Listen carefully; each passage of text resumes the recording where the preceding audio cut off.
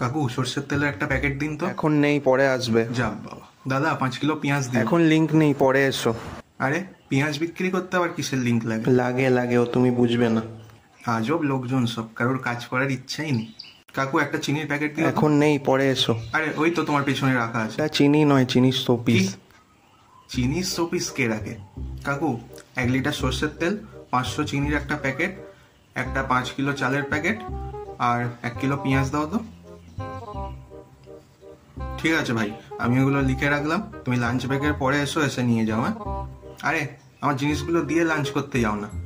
না, ওটা করা যাবে না, এখন লাঞ্চ ব্রেক শুরু হয়ে যাচ্ছে তো, এখন দেওয়া যাবে না। তুমি লাঞ্চ ব্রেকের পরে এসো, দিয়ে দিচ্ছি। আরে কি হচ্ছে, যেখানেই যাচ্ছি সবাই কিছু না কিছু বলে ফিরিয়ে দিচ্ছে। হ্যাঁ বলো, তোমার কি লাগবে? হ্যাঁ, এই তো আপনি ওনাকে লাঞ্চ ব্রেক বলে এখন জিনিস দিলেন না, আমাকে দেবেন? আরে ওটা শুধু ওর জন্য, তুমি বলো না তোমার কি লাগবে, দিয়ে দিচ্ছি এক্ষুনি। কেন এরকম কেন? আরে শোনো না, আমাদের পাড়া থেকে বেরিয়ে যে ব্যাংকটা আছে, ও ওখানে চাকরি করে, ঠিক আছে?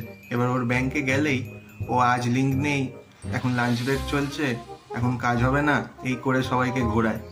ওই জন্য এই পাড়ার সবাই মিলে ঠিক করা হয়েছে যে ও যাদেরই দোকানে যাবে ওকে ওরমভাবে ঘোরানো হবে। পাড়ার ছেলে কোথায় তাড়াতাড়ি কাজটা সেরে দিবি, তা না আজ নয় কাল, কাল নয় পরশু এই করে যায়। তাহলে ঠিক করেছেন একদম, ওর সাথে ওরমই করা উচিত। হ্যাঁ, তাহলে আর বলছি কি।